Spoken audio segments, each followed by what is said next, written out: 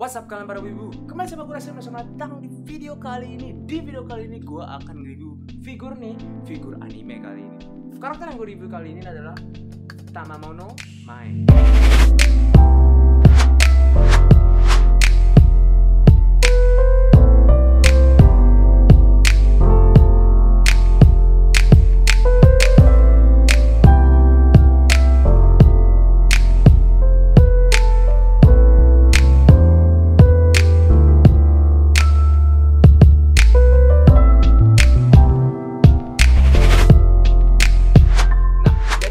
Sebelum gue ngejelasin siapa karakter ini, gue akan seperti biasa ngejelasin figurnya itu figur apa sih gitu.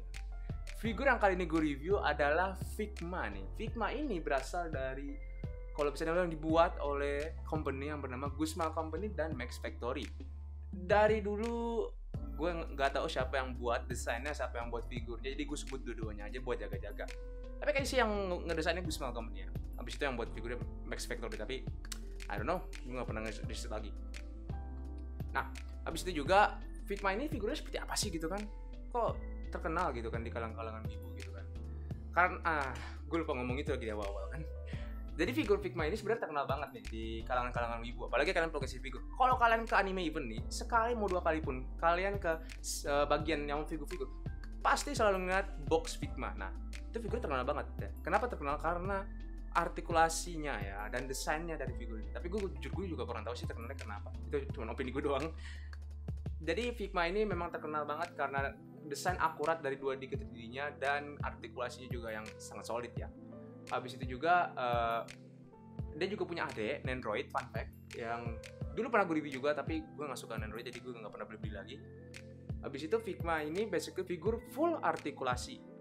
Figur full artikulasi itu maksudnya apa sih? Jadi figur ini kalian bisa pose-pose sebebas kalian, semau kalian. Kayak contoh Ultra X gua, atau misalnya kayak kemarin yang SRC Majin Kaiser gua, itu kan kalian bisa pose sepuas kalian gitu kan, semau kalian. Figma itu basically kayak gitu figurnya. Kalian mau pose seksi, bisa. Kalian mau pose sama Ultra X Budi yang mukanya agak sas gitu juga kalian bisa, karena emang figur full artikulasi gitu. Beda nggak kayak Nendroid atau scale figurnya gitu kan. Dan kayaknya untuk penjelasan Figma kayaknya sih itu saja ya, karena emang nggak banyak banget sih untuk Figma. Jadi kita langsung aja, siapa sih karakter yang gue review kali ini? Karakter yang gue review kali ini adalah Tamamo no Mae. Kok ngomongnya gitu ya? Jadi Tamamo no Mae ini berasal dari anime yang bernama Fate nih. Fate terkenal banget kan, pasti tahu. Semua orang tuh pasti tahu Fate gitu kan. Dan Tamamo no Mae ini, singkat gue, serinya itu cuma muncul di seri Extra Link sama Grand Order. Itu game sih dua-duanya ya, bukan seri ya. Kalau untuk serinya gue kurang tahu. Dia pernah muncul di animenya seri yang mana. Jadi mohon maaf gue nggak bisa menyebut. Yang gue tahu dia ini keluar hanya di game Extra sama FGO gitu kan. Dan ya itu doang sih singkat gue, setahu gue. Kalau Figma si Tamamo ini pernah muncul. Terus Tamamo ini di Fate itu dia itu servannya itu kelas caster kalau nggak salah. Ada banyak sih, cuman yang desain yang ini, yang Figma Guzma Company ngambil ini, dia ini Figma class casternya, desain casternya, bukan desain assassin atau itunya, atau aduh gue lupa yang pakai begini itu apa ya kan. Jadi dia ngambilnya caster ini. Dan singkat gue juga Figma Tamamo cuman ini doang sih, singkat gue desainnya gak ada lagi. Coba scale figure banyak banget. Ada yang pakai baju polisi, bikini, pokoknya banyak lah untuk scale figure. Dan kalau Nendroid singkat gue cuma ada satu ini doang untuk Tamamo ya, singkat gue. Dan mungkin untuk penjelasan figur dan karakternya siapa, mungkin itu saja sih ya kali ini. Karena gue nggak panjang-panjang juga, jadi itu saja. Kita langsung ke bagian artikulasi dan aksesorisnya. Apakah figur ini juga solid dengan artikulasinya? Mari kita lihat. Nah, sekarang waktunya bagian artikulasi dan aksesoris dari figur Tamamo yang satu ini nih. Nah, palanya bisa dikebawain segini dan dikeatasin gak banyak ya. Dan bagian belakang rambutnya juga bisa digerakin. Dan tangannya bisa ke atas segini dan ke bawah segini. Dan bagian kimononya juga bisa digerakin juga, tapi nggak banyak banget ya, segitu doang. Dan bisa seperti itu. Kimononya bisa digerakin juga.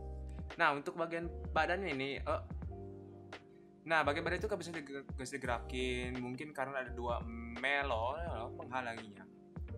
Nah, bagian belakangnya juga bisa digerakin juga, dan bagian butuh juga bisa digerakin. Dan kakinya hanya bisa maju ke depan segini doang dan ke belakang segini, nggak banyak. Nah, material ini terbuat dari bahan fleksibel dan bisa ditukar segini kakinya, dan bagian telapak kakinya bisa ke atas segini dan ke bawah segini doang. Dan untuk pivot dari kakinya ini nggak ada sama sekali pivot. Nah, bisa di split segini. Oh, nah sekarang waktunya bagian aksesoris dari figur yang satu ini nih. Dan aksesorisnya menurut gue juga lumayan oke ya. Mari kita lihat apa aja. Yang pertama, kalian mendapatkan 2 set muka ya, muka yang satu itu dan satu yang ini. Dan kalian juga mendapatkan banyak tangan seperti biasa. Figma selalu mengasih kalian banyak tangan. Lalu kalian mendapatkan, kalau bisa dibilang ini adalah efek NP dari Tamamo ya. Jadi kayak di NP-nya dia ngeluarin kaca ini. Lalu kalian juga seperti biasa mendapatkan stand. Nah, stand Figma ini selalu ada di kalian mau beli Figma manapun selalu ada. Dan mungkin aksesorisnya itu saja untuk figur ini. Jadi kita langsung aja ke bagian plus minus dan opini gue tentang figur yang satu ini. Nah, sekarang waktunya bagian plus minus dan opini gue dari figur yang satu ini nih ya. Kali ini gue catat di tablet gue, karena jujur gue suka lupa minus plus minus figur kadang-kadang, apalagi figur ini udah lama banget gak gue ganti-ganti posenya, jadi gue agak lupa apa aja itu sih plus minusnya. Jadi gue catat nih biar ini. Jadi minusnya nih surprisingly ya cuma satu doang minusnya, yaitu artikulasinya yang terbatas. Plusnya ada 4, banyak ini ya. Desainnya yang akurat. Kedua, itu juga ada join-joinnya juga pada solid seperti yang gue bilang di awal-awal. Semua pada solid, bagus. Ketiga juga aksesorisnya oke gitu kan, banyak kayak lumayan. Habis itu yang keempat harganya nih, harganya juga menurut gue terjangkau. Nah, kalau nggak salah 800.000. Dan sepertinya untuk plus minus itu aja. Kita langsung ke opini gue nih. Gue taruh situ dulu. Nah, opini gue tentang figur yang satu ini nih, gue suka sama figur ini. Cuman karena artikulasinya tadi gue bilang tadi terbatas. Terbatas itu karena apa sih gitu kan? Kalian pasti berpenasaran. Sebenarnya kan ada desainnya ya. Dari desain bajunya, karena bajunya ini kan agak-agak kayak kimono gitu. Jadi di bagian tangannya itu kalau kalian mau pose-pose kayak ya gini, kanan kiri gitu atau misalnya itu agak susah banget untuk di ini. Dan itu gue nggak tahu suka.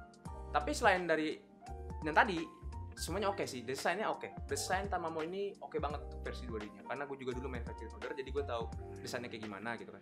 Ini akurat banget. Yang kedua juga tadi kalau nggak salah ya apa ya, kedua gue juga udah lupa kan sekarang kan jadinya. Oh, ini sama join-join yang solid ya, alias sambung-sambungan itu semua pada solid semua. Bener-bener hampir semua Figma yang gue punya ya, yang kemarin juga gue review Figma Tsunemiku dua-duanya itu semua pada solid. Nggak ada yang longgar, nggak ada yang gampang copot, nggak ada. Cuman ya Figma memang kayak gimana ya, selalu banget di bagian tangannya itu kalau kalian mau ganti tangannya itu memang selalu susah gitu. Dan itu gak cuma figur Figma doang, figur gue yang lain pun juga banyak yang kayak gitu, untuk ganti-ganti tangannya susah banget gitu kan. Abis itu juga aksesorisnya nih ya, aksesoris juga oke menurut gue, harganya juga oke ya kan. Kenapa gue bilang aksesoris dan harganya juga oke? Karena kalau kalian cari figur-figur Fatline yang dulu ya, bukan yang sekarang kalau nggak salah udah 1 juta ke atas gitu kan. Kalau yang dulu ini masih termasuk terjangkau menurut gue ya. Kalau kalian cari kayak Figma contoh yang paling baru sih inget gue itu sih Okita ya. Okita kan ada 2, Alter sama yang biasa. Nah kalau yang itu dua-duanya itu bisa 1,5an ya kan. Tapi memang bagus sih desainnya, jujur gue suka sih desainnya, apalagi Okita Alter. Tapi kalau kalian bandingin sama Figma lain gitu kan, selain dari seri Fate ya, kayak contoh misalnya Figma Schoolgirl gitu lah, pokoknya Schoolgirl uniform atau apa, itu pasti aksesoris cuma apa? HP. Habis itu cuma tas, ya pokoknya berhubungan dengan karakternya yang sering dibawa ke sekolah. Ya udah itu HP, tas gitu doang kan. Dan harganya berapa? 1 jutaan ya kan. Mendingan beli ini ya kan. Dan gue juga ngerekomen ini daripada beli Nandroid ya, karena menurut gue agak sayang juga ya. Karena Nandroidnya seinget gue itu harganya sekitar 780, dan kalian tinggal tambah cepet doang gue udah bisa beli ini kan. Dengan gue rekomen Figma, kecuali kalau kalian memang tertarik sama Nandroidnya. Dan ya itu doang sih kayaknya sih untuk opini gue sih tentang figur ini. Gue suka ya kan, artikulasinya memang agak terbatas di tangannya, tapi masih bisa gue maafin, masih bisa gue pose-pose lah pokoknya gitu kan. Beda kalau kayak yang gak bisa gue pose sama sekali gitu kan, dan itu ada figurnya, dan itu mungkin akan upcoming gitu, gak tau ya kan. Habis itu juga aksesorisnya juga oke gitu kan, sesuai dengan apa yang desain NP-nya ya, atau Noble Phantoms-nya itu ya. Gue susah nyebutnya apa itu. Jadi mungkin itu saja untuk di video kali ini. Jangan lupa like dan subscribe ya, karena itu akan menyemangati gue untuk buat video seperti ini lagi. Dan share ke teman-teman kalian nih, apalagi kalau teman kalian nyari figur Figma karakter Fate yang budget ya untuk Figma sih masih budget sih ya menurut gue. Kecuali kalau kalian beli second, itu beda cerita itu. Second memang lebih murah, tapi ya kan itu udah bekas orang gitu kan, udah kayak udah pernah di upak-upik sama dia gitu kan, takutnya ada yang hilang partnya atau apa, makanya lebih murah gitu kan. Tapi kalau kalian nyari Figma baru Fate, ini gue rekomen. Jadi itu saja di video kali ini. Sampai jumpa di video selanjutnya. Bye bye.